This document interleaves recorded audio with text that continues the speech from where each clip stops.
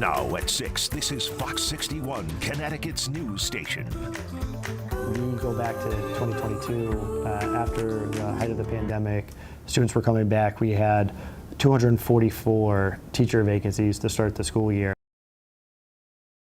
The school year is underway, and as we've been reporting, several school districts are still short on staff, including New Haven and Meriden. Good evening, and thanks for joining us for the Fox 61 News at 6. I'm Brent Harden. It's a problem facing schools all over the nation and across this state. And tonight, Fox 61's Solene Arif tells us what the numbers look like in Waterbury Public Schools and what specific positions they're still trying to fill. I sat down with Waterbury's public school superintendent, who tells me they've made a lot of progress with hiring this summer. Earlier in July, they had about 110 vacancies, and as of the start of September, that number is down to 56. Now, keep in mind, Waterbury is a huge school district with about 1,500 positions, so that number comes out to less than 4%.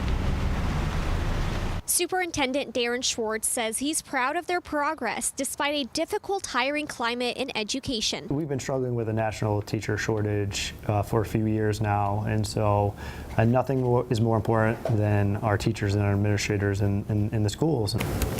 Deputy Superintendent Juan Mendoza says when they look at the numbers, currently we have about 27 vacancies for special ed. At some point back in 2023, we had 60. Special education and bilingual education is something that's been harder to hire for. As of the start of September, they have 3 open positions for bilingual education. The superintendent says when it comes to certain specialty education fields, there's just not enough interest from college students. If we don't have more students coming out with degrees in special education, all we're doing is trading among our districts then, back and forth. The Department of Education says all around the country, about 45% of schools reported vacancies recently for their special education roles. In Waterbury, they found some out-of-the-box ways to fill those spots and other teaching spots they have open. We invested in advertising online through some platforms. We did commercials. We also did billboards.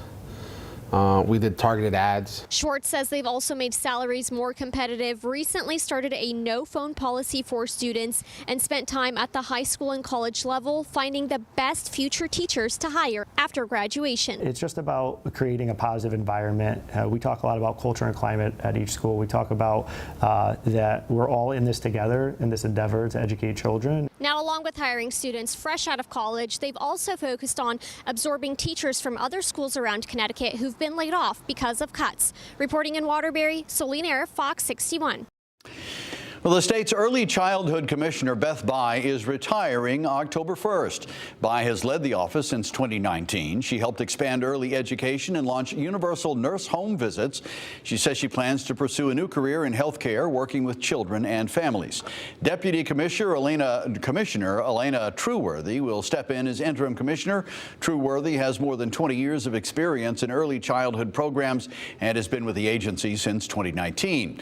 Early next year, the governor plans to nominate Trueworthy to take over the position permanently. State lawmakers will have to confirm her nomination.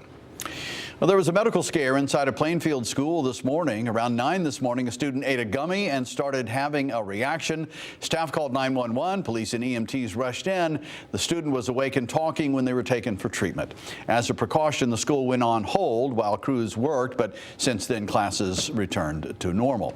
Police in the district are now investigating what happened. New Haven's Wilbur Cross High School was briefly locked down today after police say a 16-year-old student threatened classmates on social media. Officers quickly found the teen at home and took him into custody. The lockdown has since been lifted, and police say the threat was not credible. Well, 2 New Haven families will need to find another place to sleep tonight. A late-night fire forced them out of their home. This is on Washington Avenue. You can see both floors are charred. Parts of the siding fell off and the insulation is exposed. Firefighters say the house caught fire around 10:15 last night, and they're still looking into how. Fortunately, no one was hurt. And child care costs are a major hurdle for many working parents, but Connecticut leaders say relief is on the way. A new state endowment aims to expand access and lower costs for thousands of families. Fox 61's Joe Monty explains how the program works and how soon parents could see the difference. Childcare is expensive, and for parents with young children, it's one more thing they need to worry about being able to afford, but for many, that could change soon. This summer, Governor Ned Lamont and child care officials established the Early Childhood Education Endowment. The purpose is to help expand child care access to thousands of new families who need it. Over the next couple of years, families that earn less than $100,000 a year won't pay a penny for child care. For families that make a little over $100,000, they won't pay more than 7% of their income, much less than what they're paying now. $300 million from the state's surplus was used to make this new plan possible. Every year, money from the surplus will go into the endowment, like a savings account, to keep child care funded and expanding. The money is already being put into play. 20 classrooms have been kept open and nearly 600 kids have been kept in preschool. Governor Ned Lamont says the funding is stable and child care officials are happy with the collaboration between different layers of government to expand care. It's going to build over time, and it's not subject to the economy and the budget, and it is guaranteed right there. But you got to make it real for people. And it can't be in the year 2028. I want to make it now. I want to show people that government can deliver in real time. I think that's the governor's vision, that with community planning, working with town councils, working with school boards, that we can expand preschool across the state of Connecticut.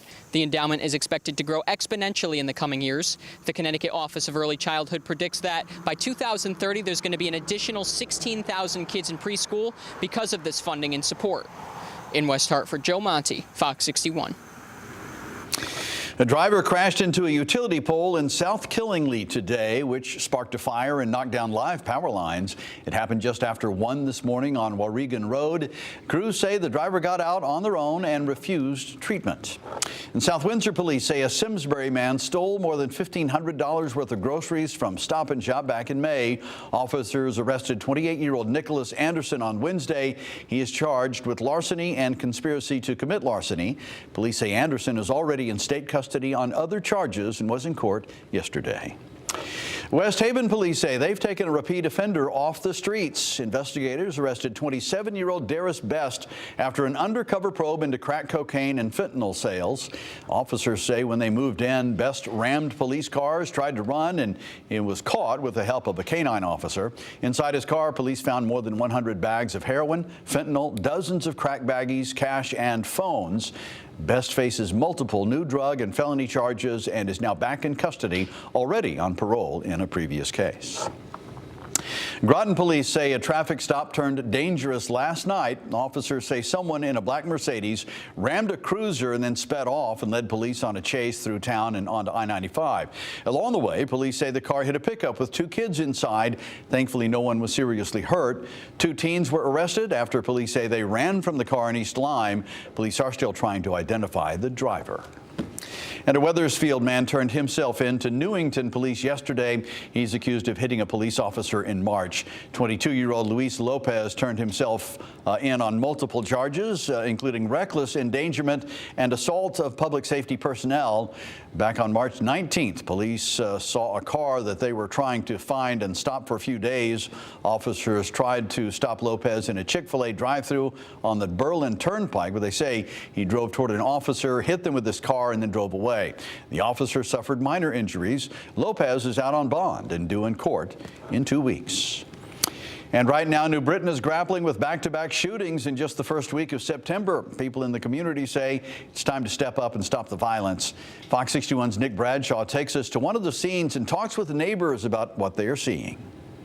It's not common here in New Britain, but 2 shootings within a matter of days, and police are currently investigating. I spoke with witnesses earlier who tell me it was a drive-by shooting and the suspects drove off on mopeds. Neighbors in the area say it's time for a change. In just the first week of September, New Britain police have had to launch 2 investigations into 2 different shootings. The latest was here on Corbin Street, outside of this pizza diner. New Britain police say a, quote, young man went inside after being shot and asked for a ride to the hospital. Instead, they called 911. I think that a lot of the people are losing their ways. Eddie Perez grew up in New Britain, and as a father, he believes it's important for those in the community to start embracing one another and stop the violence. And when you don't have a home, you don't have someone to talk to, someone to look up to, you turn to the streets. On the morning of September 2nd, police were called to their first shooting of the month on Main and North Streets. Police say a possible gunshot victim waved police down and said he was involved in a disturbance on Janet Street. Be there for your kids, be there for your mother, be there for your brother, be there for your sister, your neighbor. You know what I mean? Learn to be a better person. We're here as kids go back to school and Congress goes back to work to renew our call, and it's a call for action. On the same day of the shooting, Senator Richard Blumenthal stood on the steps of the Capitol and pushed for lawmakers in D.C. to pass stricter gun laws. On the streets, in the neighborhoods, to stop gun violence, and we have an obligation to do it now. You're not doing nothing for the guns that are still floating around the street. That don't change nothing. Perez doesn't agree and believes the community's job is to love one another and not create new laws. He says, unfortunately, he has many friends in graveyards throughout the state because of bad decisions. From 2010 to 2018, I went to a funeral every other year. Perez loves his community and hopes the issue doesn't get out of control. Police are still out investigating. I asked for additional comments. I was told, quotes, no comments. In New Britain, Nick Bradshaw, Fox 61. Police in Canton are trying to find the owner of an urn found on a running trail behind the town's Public Works Department. Officers say the urn contains cremated remains. They have taken custody of it and are working to return it to the rightful family. If you recognize it or have any information about this, you are asked to call the Canton Police Department.